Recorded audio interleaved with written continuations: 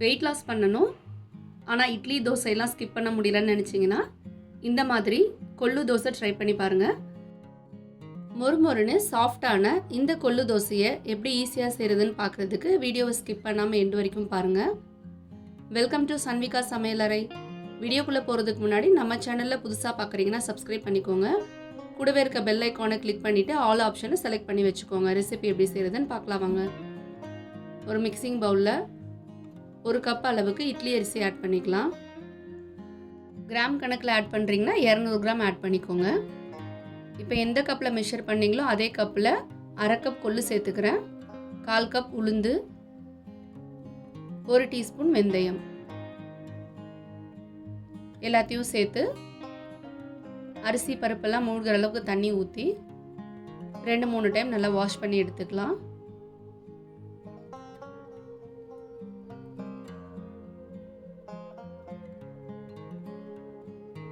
எல்லாத்தையும் வாஷ் பண்ணினதும் அரிசி மூழ்கிற அளவுக்கு தண்ணி ஊற்றிக்கலாம்.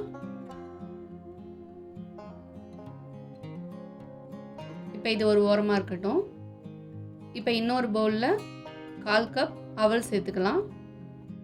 உங்ககிட்ட சிகப்பு வெள்ளை எந்த அவல் இருந்தாலும் நீங்கள் சேர்த்துக்கலாம்.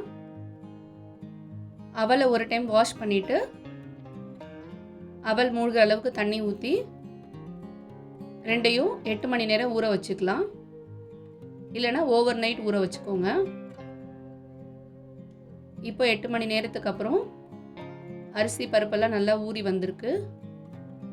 இப்போ இதை 2 போர்ஷனாக நான் அரைச்சி எடுத்துக்கிறேன்.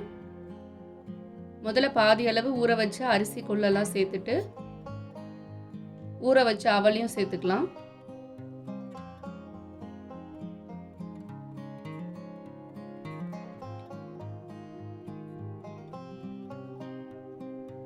இப்போ இதை இட்லி தோசை மாவு பதத்துக்கு எப்பவும் எப்படி அரைப்பீங்களோ அதே மாதிரி அரைச்சி எடுத்துக்கலாம்.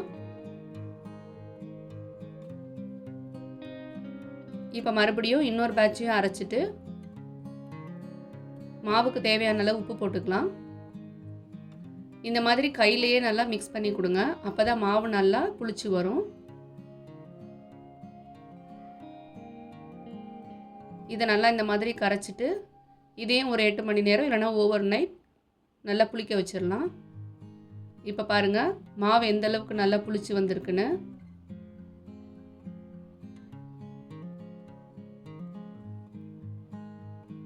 இந்த மாவில் நீங்கள் இட்லி, தோசை, பணியாரம் எந்த மாதிரி வேணாலும் செஞ்சுக்கலாம். எல்லாமே ஒரே மாதிரி நல்ல டேஸ்டியாக இருக்கும். நான் இந்த மாவில் இன்றைக்கி தோசை தான் செய்கிறேன். உங்களுக்கு கிறிஸ்பியான தோசை பிடிக்கும்னா இந்த மாதிரி நல்லா மெல்லிஸாக தேய்ச்சி விட்டு